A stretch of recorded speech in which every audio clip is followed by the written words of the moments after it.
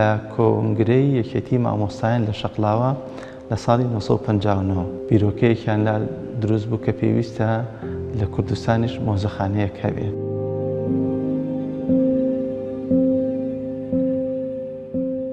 لە 61 کاک ڕەفیق فەتحوڵا ئەو مەتحەفەی کردەوە. چەند کەسێکمانەیە کە توێژینەوەی کردو لەسەر ئەو پارچانی کە لە ناو مۆزەخانەی سلێمانیان.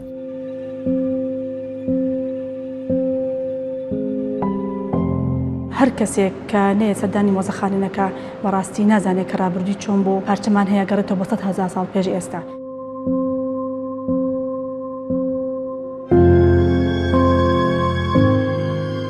ئەو پارچانە هەڵبەتە هەرێکە قەبارە و جۆر و کێشی خۆی هەیە ئەهێنرێتە ناو مۆزەخانە و باشتریش پارێزراوترێ بێ.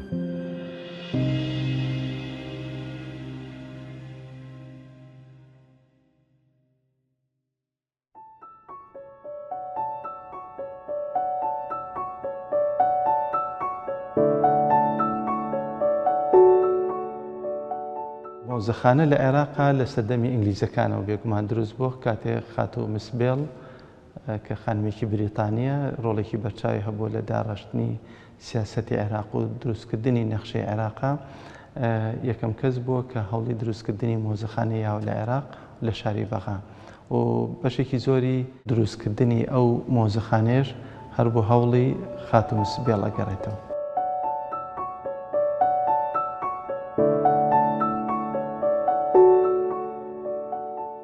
بیرۆکەی دروستکردنی مۆزەخانە لە هەرێمی کوردستان بۆ کۆنگرەی یەکێتی مامۆستایان لە شەقلاوە ئەنجامدرام لە ساڵی 1959 بیلەوە کراوە کە پێویستە ئەم شوێنەوارانی کە لە کوردستانە هەن لە شانی دەر و لە هەزار مێرد و لە چاخی بەردین و ئەو قەڵا و شوێنە گرنگانی کە هەیە کە مۆزەخانەیەکش هەبێ بۆ ئەمە بۆیە ئەم بیرۆکەیە لێوە گەڵاڵە کرا لە کۆنگرەی یەکێتی مامۆستایان کە مۆزەخانەیەک لە کوردستانە دروستکرێ. خۆشبەختانە لە سلێمانی دروستکرا لە ساڵی 1950 تاکو ساڵی 1961 بیلەوە کرایەوە کە مۆزەخانەکە لەکوێ بێت چکە ئەو کاتە بینایەک نەبووە بۆ ئەوەی تایبەت بێ بە مۆزەخانە بۆیە خانوویەک لە گەڕێکی عەقاری لە پشت ئوتێل ئاشتی مۆزەخانە لەوێ سەرەتا دروست بوو بە شێوەیەکی ڕسمیش لە 14 تەمووزی ساڵی 1961 بەڕەحمەت بێ کاک ڕەفیق فەتحوڵا ئەو مەتحەفەی کردەوە.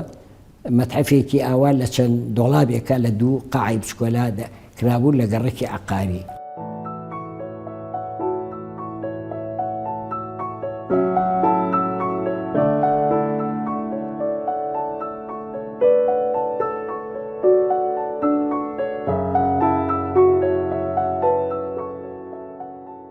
ساڵی 1975 بیلەوە کرایەوە کە بینایەکی تایبەت شایستە بۆ پارچانە دروست بکرێت و بینایەکی مۆزەخانە دروست بکرێت.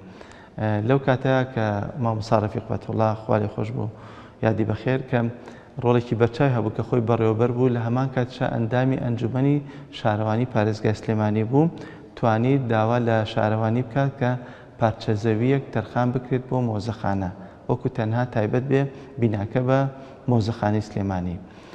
لەو کاتەشە لەگەڵ بەغا لەگەڵ وەزارەتی پلاندانان و وەزارەتی ڕۆشنبیری بودجێکی باشیان بۆ تەرخان کرد. لە ساڵی 1970 کۆتایی بە بیناکە هاتووە.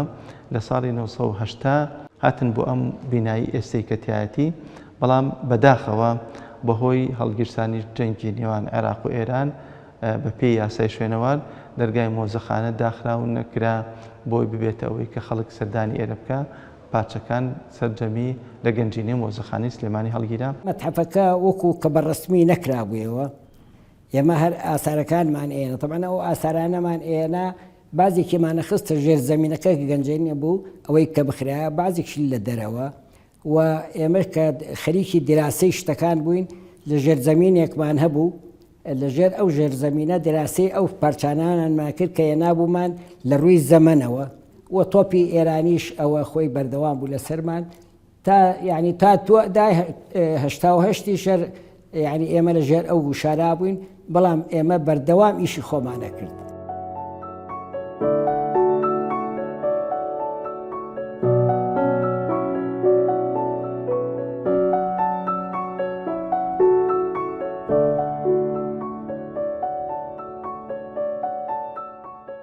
بەشێکی زۆری ئەم پارچانە لە مۆزەخانەی عێراقی بۆمان هاتووە. ئەو کاتە بە پێی یاسای شوێنەوار هەچ پارچەیەک تاکو ئێستش لە عێراقا کە بێتە لە کاتی هەڵکۆڵین کنەوە پشکنین یاخود بدۆزرێتەوە یاخود هاوڵاتیان پێشکەشی بکەن پێویستە هەمووی بچێتە گەنجینی مۆزەخانەی عێراقی و لەوێ کۆدی تایبەتی مۆزەخانەی عێراقی وەربگرێن. بەڵام لەوێ خۆتانزانن کە ژمارەکان بە دەیان هەزار پارچەیە ئەو پارچانە نێردراوە بۆ مۆزەخانەکانی پارێزگاکان. لەو کاتەشە مۆزەخانەی سلێمانی کە یەکێک بۆ لە مۆزەخانەکان و بیناکەی شایستە بۆ پشکی شێری بەرکەوتو کە زۆرترین پارچەی بەرکەوێت لە مۆزەخانەی سلێمانی نمایش بکرێن. لەگەڵ ئەوەشدا بە هەوڵی بەڕێوەبەرانی پێشووتر لە مۆزەخانەی سلێمانی کە ڕۆڵێکی بەرچاویان هەبووە لەوەی کە مۆزەخانە فراوام بکەن یاخود دەوڵەمەندی بکەن بە پارچەی شوێنەواری لە گەنجینەکانی مۆزەخانەی مووسڵ. مامۆستا معتەسەم ڕەشید کە شوێنەوار ناسێکی کوردە لەگەڵ تیمە عێراقیەکان لە شاری حەزەر ئیشی کردووە. طبعا حەزەر شوێنێکە قەڵایەکە یا شارۆچکەیەکە کە تاریخی نزیکە لە تاریخی ئێمەوە. توانیم کۆمەڵی ئاساری جوان ئەوەی کە ئێستا لە مۆزەخانەی ئەیبینی لە زۆر ئاساری تر من توانیم لێ وێنم. دکتۆر مۆئێ سەعید ئەو سەلاحیەتەیەیامێ بە ئەمرێکی ڕسمی کە بتوانم لە شوێنەکانی تری عێراق لە مووسڵ لە بەغا لەو شوێنانی کە ئاساری تایە من ئاسار وەرگرم. کەوتینە جەولە. یەکێ لەو جەولانە بۆ مووسڵ بوو لە مەتحەف و مەخزەنی و گەنجینەی ئاساری مووسڵ کۆمەڵی ئاسار کە پەیوەندی بە ڕابردووی ئێمەوە بێ دوور و نزیک ئەوەم هێنان. ئێمە تاکو ساڵی 1991 ئەو پارچانەی کە لە مۆزەخانەی سلێمانی بۆ بە پێی دۆکیومنتەکان هی مۆزەخانەی عێراقین و ژمارەکانی کە لەسەرەتی لەگەڵ مۆزەخانەی مووسڵ.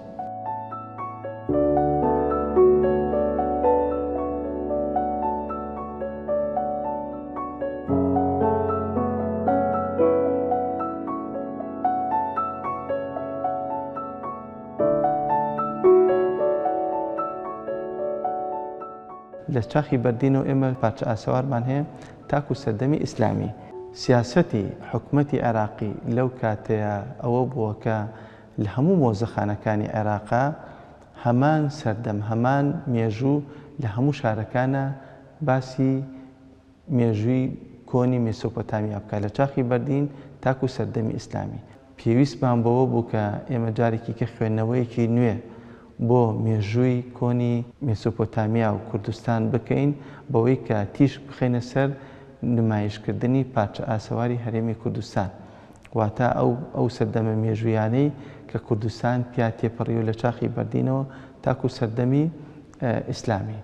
بۆ ئێستا خۆشبەختانە لە هەوڵی ئەوەین کە جارێکی تر ئێمە لە مۆزەخانەی سلێمانی تیشک بخەینە سەر نمایشکردنی پارچەکانی کە کوردستان پێی دەوڵەمەندە.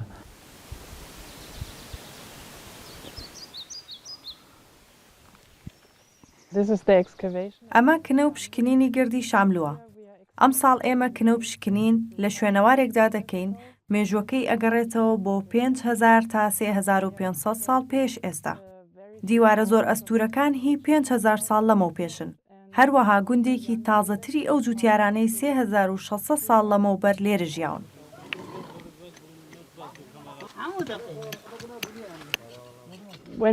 کاتێک پارچەیەکی شوێنەوارە دۆزینەوە بۆ نمونە گۆزەیەک زۆر بە وریایی لە ناو زەویەکە دەریێهێنین. ئەگەڕین بۆ شوێن کەوتەکەی، ئەگەڕین بۆ ڕووپۆشی زەویەکە. ئایا لە ژوورێک دانراوە یا بەشێک بۆ لە کەرەستەی ناو چێشتخانە. اینجا هەموو شوێنێکە بە فۆتۆ تۆمارەکەین. وێنەی سێمەودا وەرەگرین کە ئەمە تەکنیکێکی نوێ لە شوێنەوەرناسیدا. پێوانەی ئەەکەین بۆ ئەوەی لەبەر چاومان بێ بە وردی لەکوێ و لە چ دۆخێکدا بووە. دواتر ئەیبینەوە بۆ کەمپەکە.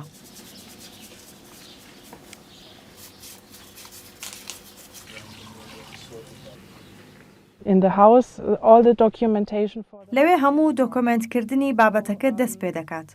پاکەکرێتەوە بە ئاو. هەنێ جار بە تەنیا بە فڵچە ئەگەر ڕەنگ کرابێت. هەنێ جار نمونەیەکی لێوەرەگرین. ئەگەر گۆزەیەکی تەواومان هەبێت نمونەیەک لە ناوەوەی وەرەگرین بۆ ئەوەی بزانین چ جۆرە خواردنێکی تیا لێنراوە.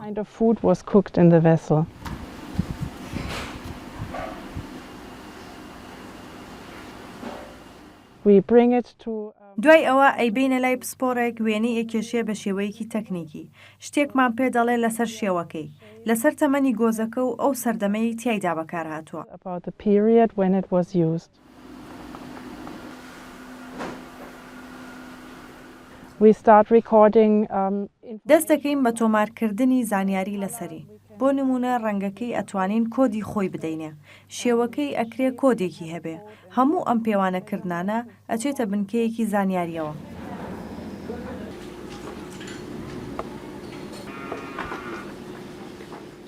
So we pack it and wrap it. هەڵیەگرین و زۆر بە وریایی ئەی پێچینەوە و ئەیبین بۆ مۆزەخانە. ئەگەر پارچەیەکی زۆر جوان بێ و پاشخانێکی جوانی هەبێ، ئەتوانین چیرۆکێکی لەگەڵ بگێڕینەوە کە چۆن گۆزەکە لە ژیانی ڕۆژانە بەکار هاتووە بۆ بەرهەمهێنانی خواردن و بۆ کۆگاکردن.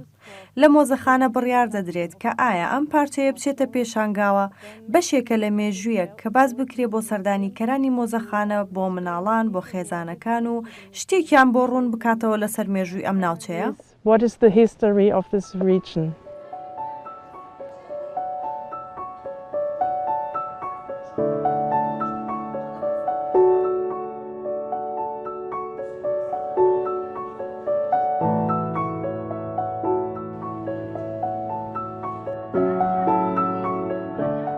خۆشحاڵیەوە زۆر لە میوانەکان کە هێن سەردانی مۆزەخانە ئەکەن پێشێکە بڕاتەوە بە سەرسامیەوە پرسیارم لێکاڵێ بەڕاستی من پێشەیە کە بێم بۆ ئێرە من نەمزانیەوە ئەم پارچانە ئەوەنە گرنگن کە مرۆڤەکان بۆ چەندها ساڵ پێش ئێستا ئەم پارچانیان بەکارهێناوە. هەر کەسێک کە نەیە سەردانی مۆزەخانەکە بەڕاستی نازانێت کە ڕابردووی چۆن بۆ چۆنە بۆ چەندها ساڵ پێش ئێستا کەمە پارچەمان هەیە گەڕێتەوە بۆ 100,000 ساڵ پێش ئێستا 10,000 ساڵ پێش ئێستا نازانێت کە ئەو پارچانە کە چۆن بەکارهێنراوە. خۆم یەکەم جارمە سەردانی یەکەم بەڕاست پێ خۆشحاڵ بووم بۆی کە لێرە ڕێزێکی زۆرت لێگرن هەموو شتەکانی پیشانە دەتوانانی ڕاستمیان بگرێت ئەو شتانی کە لە ڕاستمان بینیت ئێستاگە ڕاستەوە خۆی بینی هەستێک خۆش هەیە. دەرسێکی و مێژوو جۆگرافیا تەنانەت دەرسی نیشتیمانی ئەمانە هەمووی بە نەزەری ئەخوێنرێت بەڵام ئەگەڵتی هەڵکێشی بکەی ئەم نەزەریە لەگەڵ عملیە وەکو چۆن دەرسی کیمیا فیزیامان هەیە بە هەمان شێوە زیاتر معلوماتیات بە تەلەبەکان. و زیاتر دەربارەی نەتەوەکەی خۆی ئەزانێت زیاتر دەربارەی باوباپیری خۆی ئەزانێت و خۆشەویستی نیشتیمانی تیا بۆ لا دروست ئەبێت. لەبەرەوە کاتێکە بە نەزەری ئەو مەسەلەن چاخی بەردین ئەخوێنن یا لە مێژووی 500 ساڵەمە پێش یا 1000 ساڵەمە پێش خوێنن هیچی وەکو تەواو نابێت ئەگەر هاتوو نەیت بە عملی ئەو شتانە بینی کە کاتی خۆی بەکار هاتووە یا کە کاتی خۆی مەسەلەن دروستیان کردەوە بۆ ژیانی ڕۆژانەی خۆیان.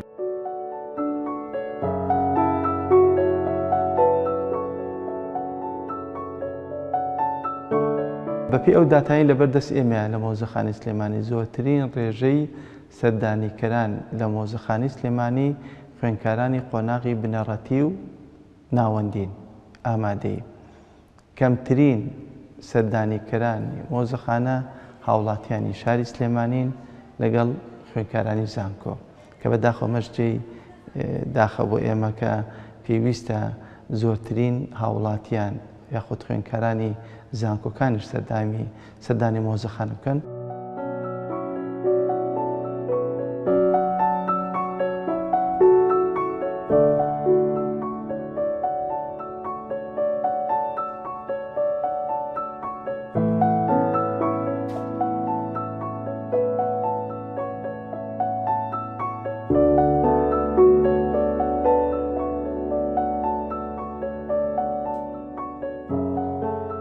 لە بەشی تاقیگە تەنها پاکردنەوەی سەرەتایی بۆ کرێ بۆ ئەوەی بتوانین ئەگەر هەچ جۆرە نەخشێک یاکۆ هەنێ هێڵ هەیە یا هەنێ ڕەنگ هەیە کە تایبەتمەندی بەو تەمەنەیەوە بێت بکەوێتە ڕوو زیاتر قەراری لەسەر بیرێت بۆ ئەوەی کە بتوانین ئەو پارچانەی زەرمەند بوون یاخود جۆرێک بەشکاوی ئەگاتە دەستمان یاخود بەشێکی زۆری داپۆشراوە لە ڕێگەی کلسەوە یا لە ڕێگەی ژەنگەوە ئەوە قەراری لە سەیریە کە پاکرێتەوە.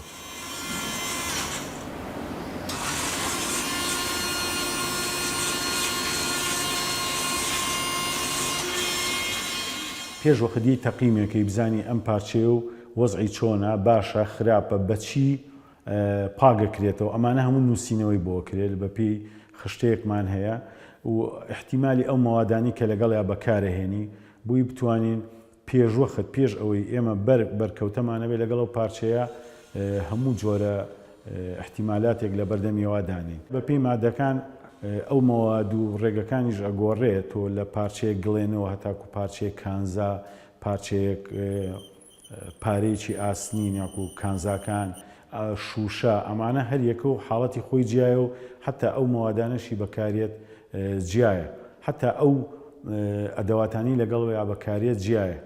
ئێمە لە گەورەترین پارچەوە مڵی لە گەورەترین ئالەتەوە بەکارێنین زۆرجار هەتا ورترین وای لێ لە ژێر مایکرۆسکۆپی شەکری هەموو شتێکە خینە خزمەتی ئەو پارچەیەوە.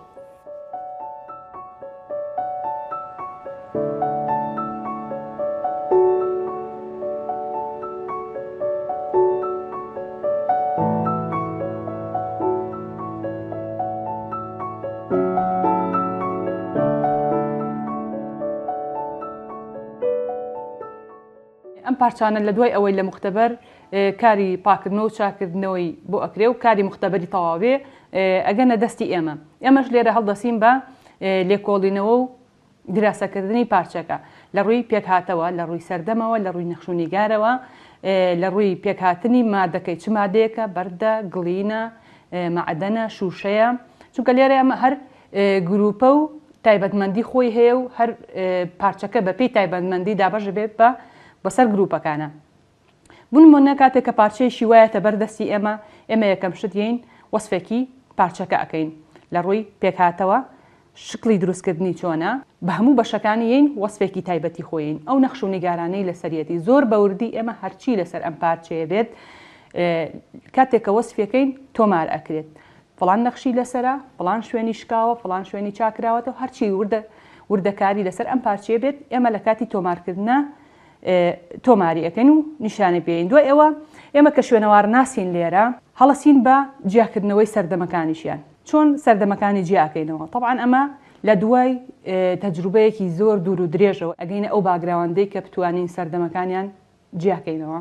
طبعاً هەر سەردەمە و تایبەتمەندی خۆی هەیە لەگەڵ سەردەمێکی تر تەواو جیاوازە، چ لە ڕووی گڵەکەیەوە بێت، چ لە ڕووی شێوازی دروستکردنی ماوادەکانەوە بێت. ئەو پارچانەی کە لە کنەوپشکنینەوەیەن زۆر ئاسانتر ئەتوانین سەردەمەکانی جیاکەینەوە لەگەڵ ئەو پارچانەی کە لە کنەوپشکنین نەهاتونە مۆزەخانەی سلێمانی، چونکە کاتی کنەوپشکنی نەکرێ تەبەقەکان دیارە بۆ ئەم تەبەقەیە هی فڵان سەردەمە، ئەم تەبەقەیە هی فڵان سەردەمە جیاوازە. بەڵام ئەم پارچانەی تر تەنها ئەبێ بەو سەرچاوانەی کە لە بەردەستمانایە زائیدەن ئەو خبرە و تەجروبەی کە خۆبان هەمانە. هەنێ جار سوود لە تحلیلکردنی ئەو پارچەی وەرئەگیرێت لە ڕێی پۆتاسیۆم ئارگۆن، لە ڕێی DNA، لە ڕێی کاربۆن 14 بە دیاریکراییش پێمان دەڵێت کە ئەم پارچەی مێژۆکەی بۆکەی ئەگەڕێتەوە لە تاقیگە. خۆتانزان لە هەرێمی کوردستان و لە عێراقشە هیچێک لەو پارچانە لە ڕێی DNA یاخود پۆتاسیۆم ئارگۆن یاخود کاربۆن 14 سیفۆرتین لە هەرێمی کوردستان لە عێراقانیە. بۆیە زۆر جار ئێمە پەنا بۆ دەروی وڵات بۆ زانکۆکانی ئەوروپا ئەمریکا ئەبین بۆ ساختکردنەوەی پارچەیەک. ناتوانین پارچەیەک نمایش بکەین ئەگەر نتوانین مێژۆکێ ساخت بێتەوە، واتە ئەبێ دڵنیا بین ئەگەر لە 100% نەبێ کەمتریش بێت لە 100ەکە دڵنیا بین کە بۆ ئەو سەردەمە ئەگەڕێتەوە ئەو ئەتوانین پارچەکە نمایش بکەین.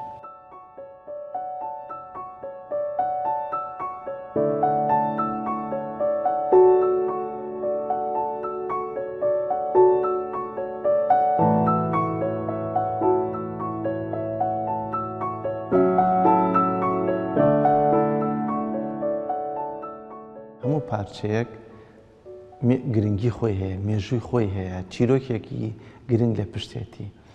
مەبەست لە نمایشکردنی مەبەست تەنها پارچەکەنێ بەڵکو تعبیرە لە سەردەمەکان کە ئەم پارچەیە مرۆڤ بۆ دروستی کردووە. بەڵام لەناو ئەمانەشە چەندی پارچەمان هەیە کە ئەتوانین بڵێن ئێمە لە بە هایلایت دانێ یاخود بڵێن بە گرنگترین پارچە دانرێت.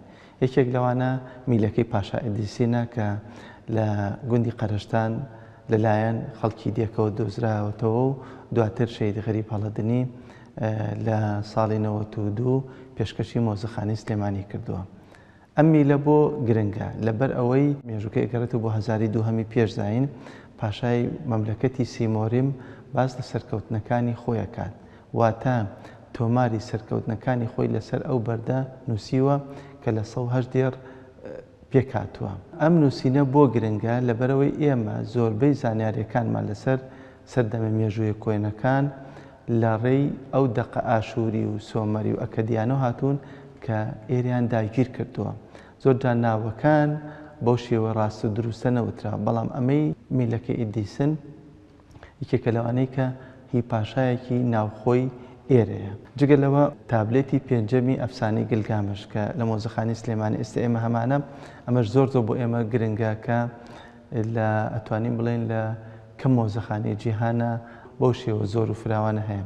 ئەو تابلێتە گرنگی خۆی لەوایە بینێتەوە کە ئێمە تاکو ئێستا لە جیهانە 4 بۆ 5 تابلێتمان هەیە کە باسی هەمان ئەفسانە ئەکەن، بەڵام جیاوازی ئەم پارچەی کە لە مۆزەخانی سلێمانی ئەویش ئەوەیە باسی ئەو گەشتیەکەن کەوا لە نێوان ئەنکیدۆ و گلگامشا کراوە، هەروەها باسی ئەوە کرێ کە مەیمونێکە ئەبێتە هاوڕیان. بۆیە ئەمە جیاوازی ئەم پارچەیە لە پارچەکانی تر ئالەمایە خۆی بینێتەوە.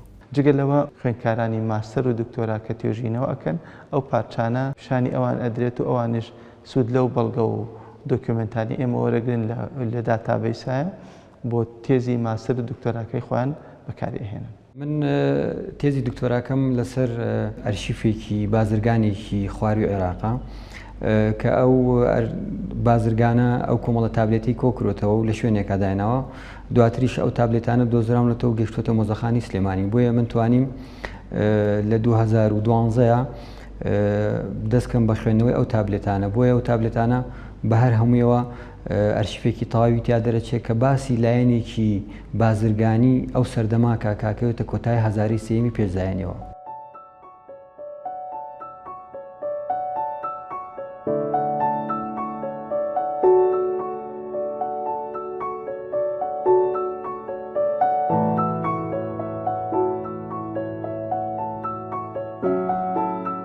گلگامش سێری کرد مردن بەشی ئینسانە، بەشی هەموو گیانەوەرێکە، ئەوەی کە نایمرێنێ کردارە.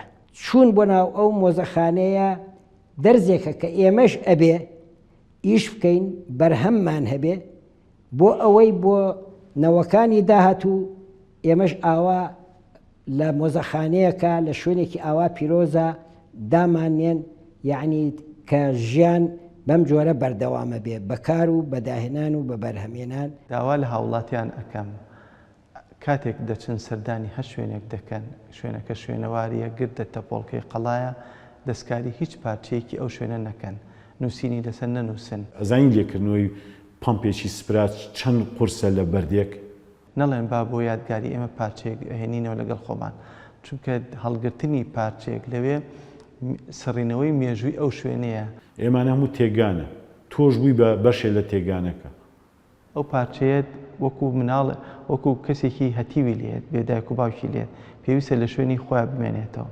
ئەگەر هاوڵاتیەک لە زەویەکەی خۆیان لە شوێنێکە شتێکشی دۆزیەوە بە دڵنیاییەوە تەسلیمی مۆزەخانەکانی هەرێمی کوردستانی بکات بە ناوی خۆی ئەمێنێتەوە. ئەمەش سەربەرزیەکە بۆ خۆی، بۆ نەوەکانی داهاتووی، بۆ مناڵەکانی خۆی کە وەکو بەردەکەی شەید غەریبەڵەدنی بۆتە جێی شانازی بۆ کەسوکار و بنەماڵەکەشیان. ئەو شتانە بێڵنەوە وەکو ئەمانەتێکی تاریخی، وەک ئەمانەتێک کە مرۆڤایەتی بەجێی هێشتووە.